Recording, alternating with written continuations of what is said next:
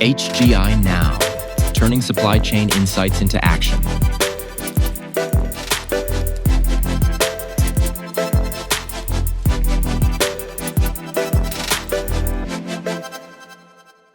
Welcome to HGI. I'm Caletha Crawford, Head of Content for Hertzman Global Intelligence.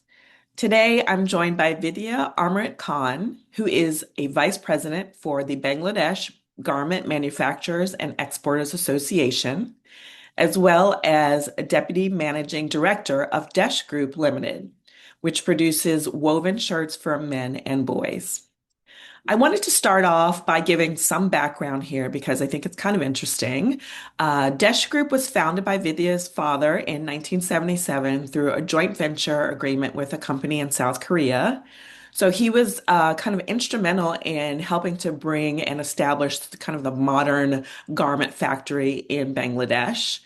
Also, he was instrumental in developing the back-to-back letters of credit that are often used, and he had a hand in developing duty-free bonded warehouses. And I also should mention that the factory business is part of a larger conglomerate that spans multiple sectors. So there's quite a lot to talk about. Vidya, welcome. Thank you so much. So I think the best way to start is maybe if you can tell us a bit about your apparel business today. Thank you for the great introduction. And it, of course, helps that you say today. How my father started the business back in the late 70s, actually, it was not, well, quite some time ago, there was an NPR, which is another radio station. They had a program and they called it the Nixon's Kimchi Effect. So basically, what happened was when President Nixon was president, and he brought in the multi-fiber agreement and put a quota on South Korea productions.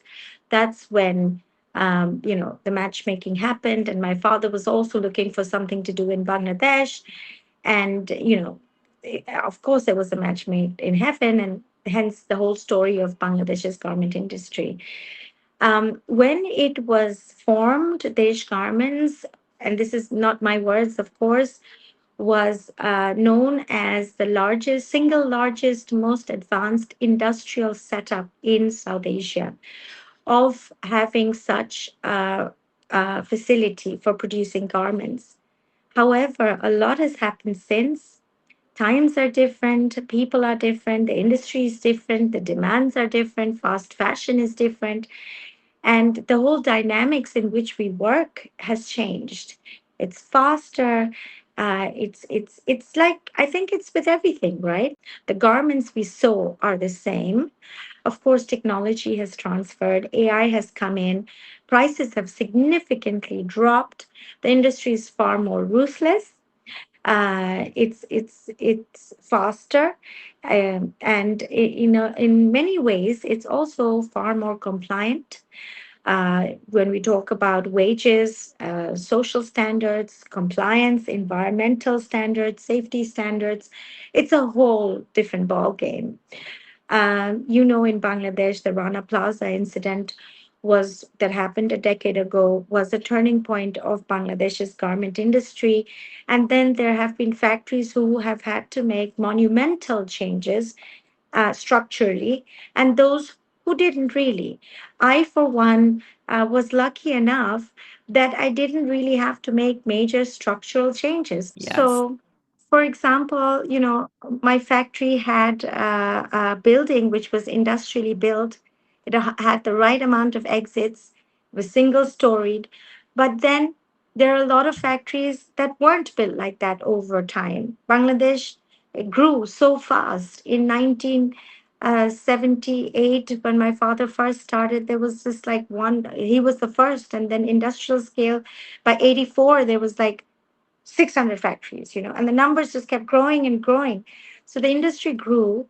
And like I said, it's more ruthless, but it's also more compliant and environmentally friendly. And if you talk about prices, which is a very, very important factor, um, it's come down over time, which it shouldn't have because nothing's become cheaper over time. So these are the different, I think these are the important changes that have taken place. Bangladesh boasts the highest number of green buildings certified by the LEED certification, which is a US green building certification. We have the highest number of green buildings in the world. The number keeps changing every time I mention it. I think it's at 279 now, number of factories. I think 9 out of the 10 best factories in the world are in Bangladesh. And you don't know this about Bangladesh. You don't think this about Bangladesh because over and over again, certain news channels that are sometimes popular in the US, for example, and globally, keep showing the same disaster story. And that doesn't just necessarily create the right image for Bangladesh, you know. But things have changed dramatically. And I would like to say this because I have to advocate for my industry, as I always do. I play dual caps. I'm a manufacturer and then I'm vice president of the association. And remarkable because, you know, Bangladesh is a signatory to the ILO convention. We have ratified our labor law multiple times. In the last year, we have ratified all the labor laws, the wages, the minimum wages have gone up. And the kind of unionization was something that was never banned, never disallowed, but there was just not as many. But now there are, it's a freedom of association, and all of that is very much in place. And we are very much always talking to, for example, the US Embassy, set of people who are here in Bangladesh, the EU Commission representatives who are here, ILO. It's a very international platform where we work. It's not a bunch of Bangladeshis setting up factories, setting up their own rules and regulations, and making clothes and sending it off to different countries in the world. If anything, there's microscopic management and a view inside what our industry does. It's very transparent. And I think if you compare production in Bangladesh, we are the second largest producer of garments in the world. If you compare us to China, although the difference is huge, they're at 200 and something billion. We are at 50. We're trying to reach 50 billion. But when you look at how transparent Bangladesh is and how geared up Bangladesh is, I don't think there is another country in the world who is as good as we are as far as our facilities are concerned and the benefits are concerned and workers' rights are concerned. Mhm. Yes, so we have spoken about this before, and I know you're very passionate about getting the message, correct and updating, let's say updating the message, because as you Yeah. said, from your perspective, everyone's kind of stuck on the Rana Plaza narrative. And, you want to get that message out that you're not in the same position as a country, as you might have been then. So let's talk about, in addition to all that, Bangladesh is moving toward and has accomplished now, along with all of the other apparel exporting countries in the world, you're faced with obviously the US tariff situation. So let's talk a little bit about how that has impacted the RMG sector there. The on and off nature, the up and down rates. Everyone's now at 10%, but it's clear that the government is still actively trying to move back to maybe those rates that were closer to Liberation Day. What's been the impact on your business and your sector? Well, personally, for me, it's been a disaster. And 60% of my orders are from the US, maybe even a little bit more, about 65%, and the rest is from Europe. And when Trump announced the tariff, the people I work with, they were a bit apprehensive and the orders came in a little bit slower. I think everybody was holding their breath and waiting to watch what President Trump decides on and where the tariffs are going to hit. So people were a bit apprehensive. Customers were a bit apprehensive to place the orders right away. So there was a bit of a slowdown. I'm not going to say a slowdown or a shutdown completely, but there was a slowdown. This is my personal experience. And then different brands came in and they started negotiating with factories that how much of the tariff are you going to share? Is it going to be 10%? of the 20%? Is it going to be 6.75% of the 10% initially? So in Bangladesh, what happened was that there were negotiations on the 10%. And and these were discounts in many cases, in my case, that were made from existing orders. So just to make it easier for you, say, for example, you gave me $10 to make a garment, and suddenly, and 75% or 80% of that is usually used for buying the fabric and accessories. Whatever 25 to 20% is left in the woven industry, out of that 25% we have to pay our workers, our wages, our utilities, our running costs, our fixed costs.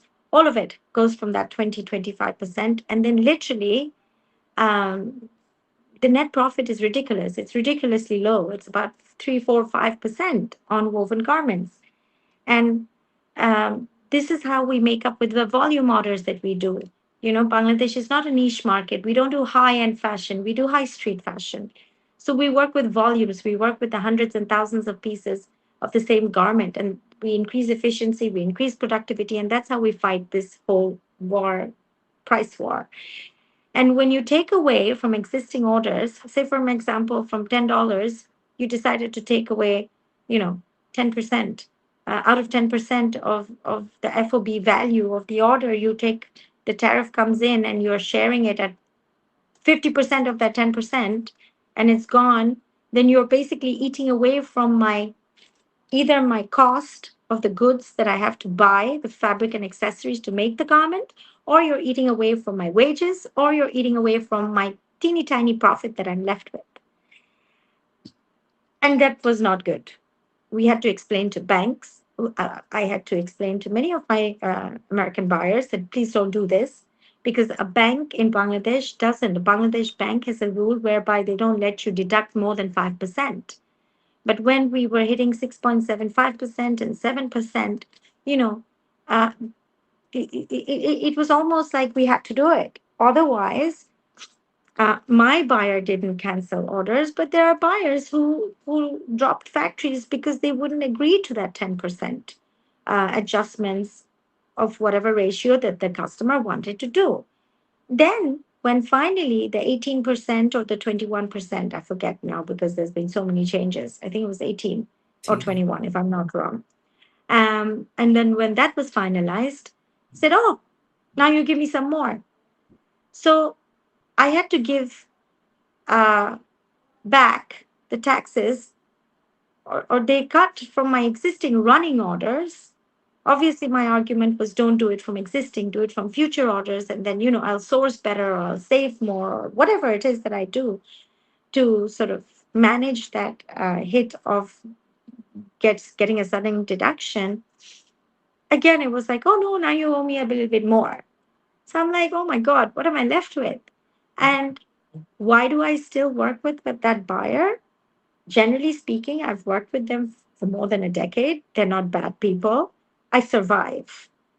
I think I survive even more so because I have other businesses that help me with my lifestyle or whatever other expenses that I may have. And especially in the case of Desh Garments, it's been a case of carrying on the legacy of the first factory in Bangladesh. So, okay, fine, I managed, but I lost money last year.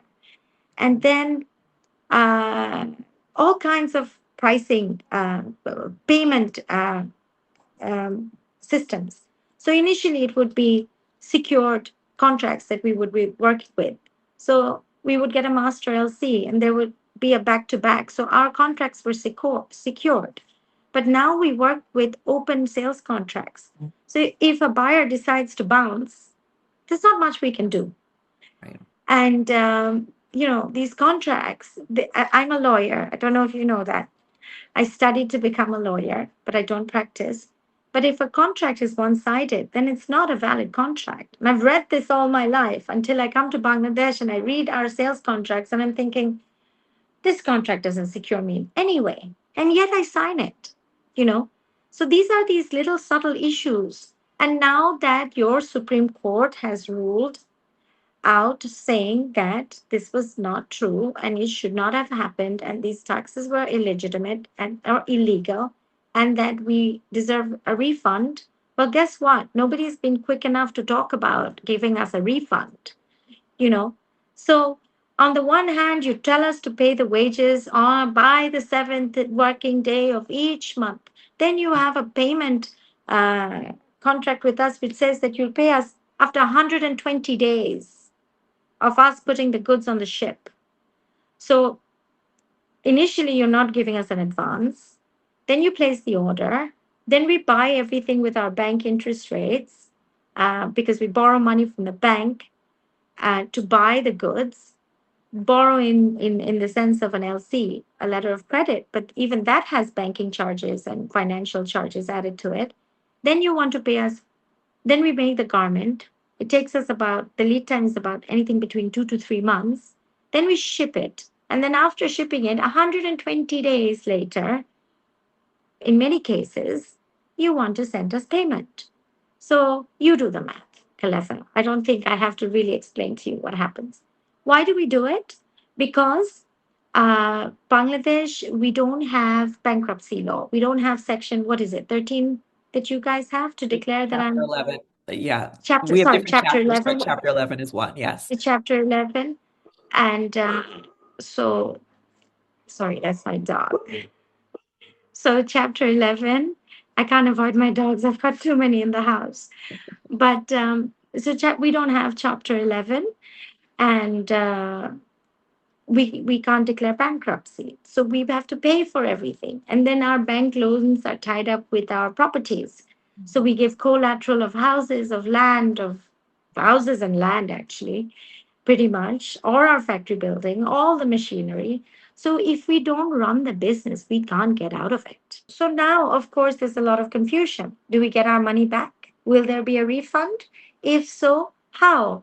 Is it going to be something that will be enforced by law from the US to the companies who have cut advance taxes from customers like us and say, give it back because what you did was illegal? Is that something?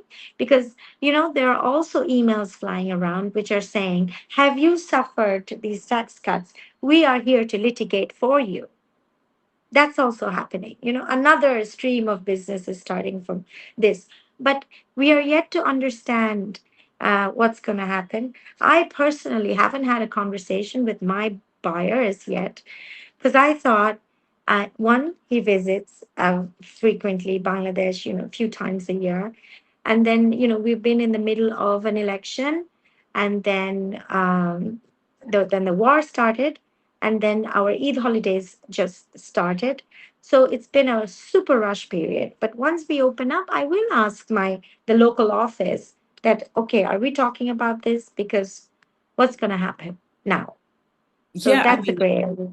that's a huge conversation. As far as I know, as far as I have heard, the refunds in terms of from a legal aspect do not extend beyond the importer of record. So, the government seems to be taking the tack that they owe the importer of record, who is the one that paid them the money back, and there is nothing that I've heard that goes beyond that. So we already have, as you said, lawsuits. We wrote a story recently about how the only ones making any money out of this whole thing are lawyers, as usual.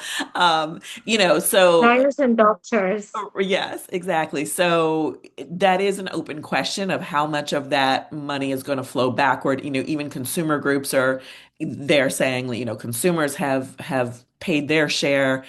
Do we think that that is going to happen? Do we think that anybody's going to actually get reimbursed? That is a huge open question.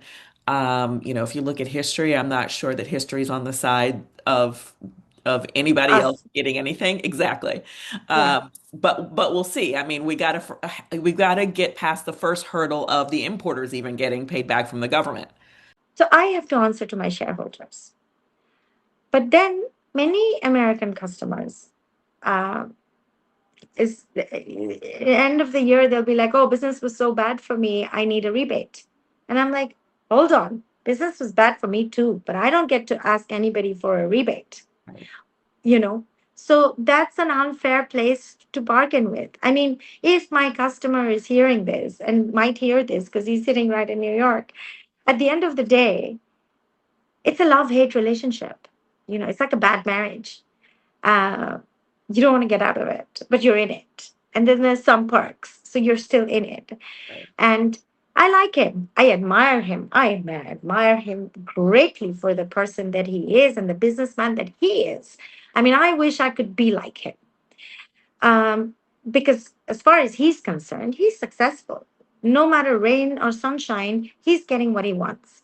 And that's the way a good businessman is. But when it comes to me, it's like I'm only giving either lower prices or discounts or rebates. And I'm like this poor woman in Bangladesh, right? Like 124 takas is $1. So that's our inflation rate. It's been crazy, 8-9% last for the last couple of years. Devaluation has happened. So much has happened. But like I said, it's a whirlwind, and we can't get out of it unless I sell my factory to somebody tomorrow.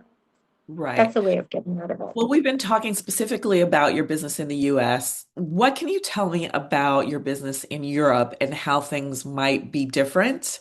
And if, what's been happening with the tariffs have had any sort of knock-on effect with that business as well? So, of course, there's been a rush. Everybody's like, oh, we now want to go to Europe. Many people, or I want to increase business with Europe. Europe comes with their own set of demands or requirements. Let's call it requirements. And they're very big on the EU regulations that are coming about. Yeah. It's all on sustainability, on decarbonization, on wastewater regulation, and just transitions is a U.S. concept. But then that's a big topic of conversation in Bangladesh. The heat monitor is, and I'm like, hold on, how do I control the temperature? That's something God has, or if you're an atheist or whatever, that's science that's created the temperature, whether God has made your country hot or science has made your country hot. How do you solve this problem? We By building green factories that have better ventilation. That's one. Can we put air condition across the factories? No, we can't, because energy is very expensive in Bangladesh and we don't have enough regular flow of energy. We run factories on days with our generators where 9, 8, 10 hours it's running on diesel generators because there's no supply of electricity in that area. So can you imagine what's happening with the oil prices now and the availability of oil now with the war? The We haven't been hit super hard as yet, but if this continues, everything is going to become more expensive, and it's going to become expensive for the customer to import also. Right. So then they're going to push the prices down for us. So what happens? Like, how do I do this? But in the EU, they also want a whole set of rules and regulations, the EU regulations on the things that I mentioned: decarbonization, climate action, sustainability, circularity. So with Europe, we have all of that. And um, um, with the VF Corporation from the US, a good friend of mine is Sean Canty. I think he's the president of sustainability, or I don't know if I think that's his position, but he's a good friend and I know him for a very long time, I think 10 or 15 years. And him and I had this conversation, you know. Um, I've been knocked by him by saying, what's going on in Bangladesh as far as sustainability is concerned. But I don't get that from my buyers. So, whereas with Europeans, they all want to know, what are you doing?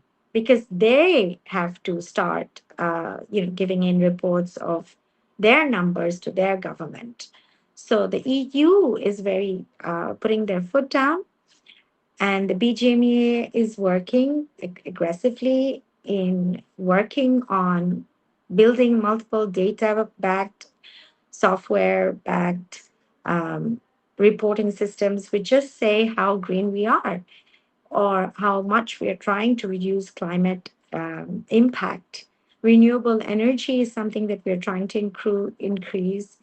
Multiple factories have solar powered rooftop setups.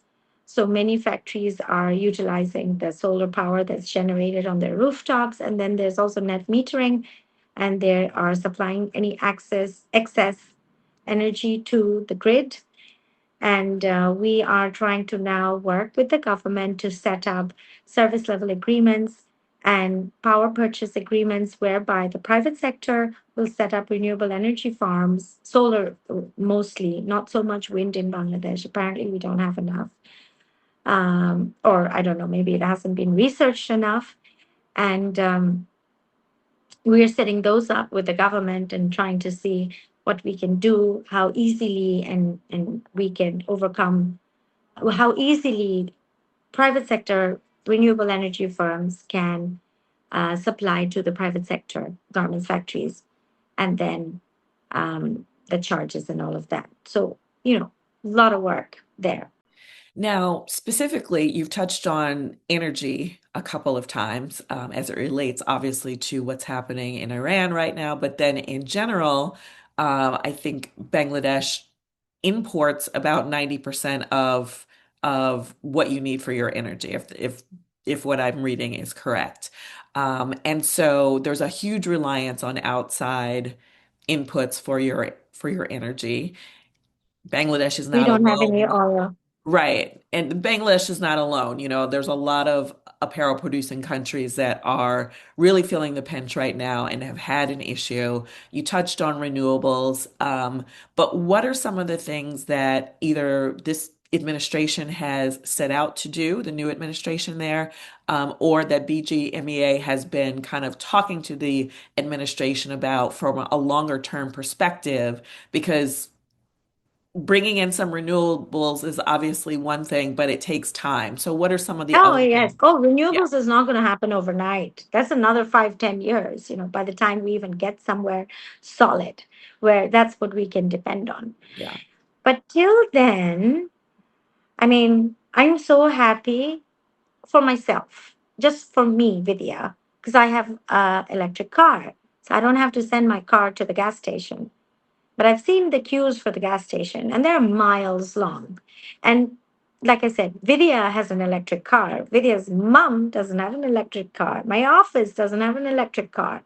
So they're facing it. The cars are going to the gas stations and they're waiting for hours till they come back with only a few liters. We were not hoarding. We didn't get the chance to hoard. But for example, my diesel generator needs 50 liters of petrol, diesel per day. And when this started, I sent my guys to get petrol and we only got 10. And then I was like, what am I going to do now? But then we've also seen the news, and I don't know how much this is true, that, okay, so just before this war started, the past government, the interim government, had signed up to bring in LNG gas into Bangladesh. So those ships are on their way, and it's got nothing to do with the war or Hormuz. And then with the oil, I mean, at the end of the day, we are dependent on buying it from other countries. And we could be buying it from India if they give it to us. But we've had recent geopolitical issues ourselves with India, which we're trying to patch up. Apparently, there's this tunnel, not tunnel, a pipeline, which is directly coming from India into Bangladesh, which is supposed to bring us the fuel. But then at this point, thank God, we are on our way to patching up our relationship with India because we have a new elected government and they want to play neutral and patch things up. And they're our neighbors at the end of the day. So there's that. China. But if President Trump, I don't, if you would know better, if he gets angry that we are getting stuff from China and then he puts another tariff on us, like, what do we do? So, because this war is not, we're not in it alone, you know, we don't, I mean, at the end of the day, um, it's a very sensitive subject. But at the end of the day, nobody wants a war. We don't want a war. Because even if it doesn't impact my fuel, it might impact you to buy from me, which again impacts me. Forget everything else. Imagine there's no problem with fuel, right? But war creates a sense of suspense or anxiety in people, and they start saving more. If they start saving more for rainy days, they won't buy from as many clothes. They'll maybe buy one pair of jeans instead of five pairs of jeans. So that's a loss in demand for me. So Right. that impacts me, you know? So either way, energy crisis is, of course, I mean, you're going to feel it. I'm going to feel it. We're all, well, no, you won't feel it because America doesn't need, you guys have enough. But we will feel it because we are completely dependent on imports. We don't produce any oil. We don't have any reserves. And, well, you know, if I have no electricity, then probably maybe Vietnam won't have electricity either. Or maybe my neighboring country, not India. India seems to be managing quite well. They're such a big, powerful country. But there are a lot of other countries which go back to being Florence Nightingale, walk around with a candle, maybe, you know. And if everybody faces that condition, then we're all in it together. And then we figure out what to do. Well, so that's a good tee up for my last question, which is we talked about from a fuel perspective, but how, is BGMEA looking at the RMG sector and future proofing? What are some other things that your organization is trying to put into place for the future of the industry there? We do everything. We're like a mini government. We don't have, like I said, our agro industry is growing. Our domestic market has grown like crazy, like the FMCG goods that are there. The leather industry is growing, home electronics have grown, but exports are not so diverse just as yet. We do a lot of other exports also, like leather goods, like fisheries, like fish and agro products, but that's growing. These are all numbers it's increasing. It's not going down yet. It's increasing. Bangladesh is a good country considering all the climate, all the revolution, all the political drama that we have. But we are still a stable country. We're still growing, and the industry is the same. There's remarkable work that's being done here. Many people who don't have ideas of how efficient our garments factories are. They're recycling, they're using renewable energy, they're using stored renewable energy. There's no chemical discharge outside the boundary wall of the factories because the water is treated. There are water treatment plants that are excellent. There are child care facilities that are excellent, unmatched.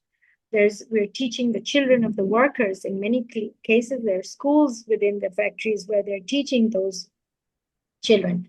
So our contribution is huge, and you cannot ignore us, and the government cannot ignore us, not for now at least. And the way I look at it, unless something unforeseeable happens, not for the next 10 years.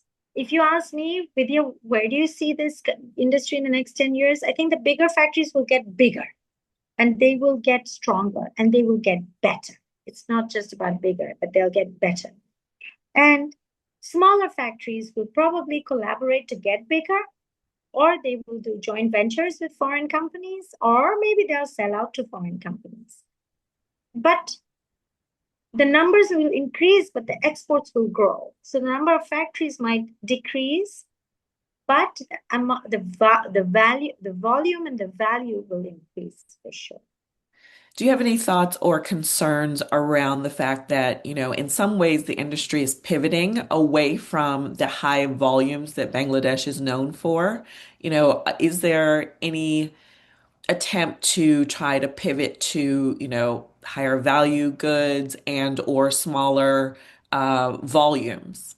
Yeah, because Europe does smaller volumes. Like I have a buyer from Europe for whom I do 300 pieces per style. And my factory was crying. They said, no, madam. And I said, no, yes, yes, not a no. You're going to have to learn to do it. So There's a lot of mindset changes also. There's a lot of soft skill training also. So we are teaching on the job training on making products that are difficult. There's automation coming in. You like it's not just a Gap t-shirt anymore. It's also a Columbia head to toe uh, feather filled jacket that you're wearing.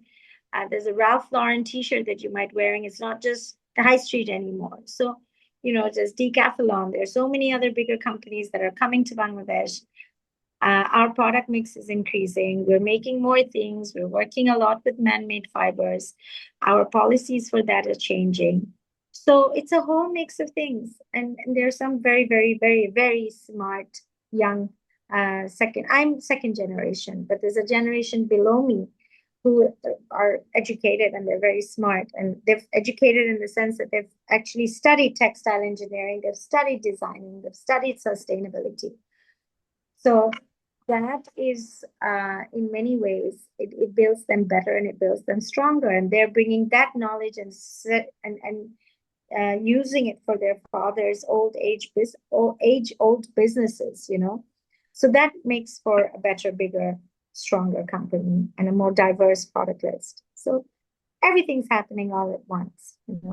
I've enjoyed this conversation, Vidya. I appreciate you taking the time out to talk to us about this and give us some insights on what's happening in Bangladesh and what the future of Bangladesh is going to look like. Thank you so much. Thank you so much.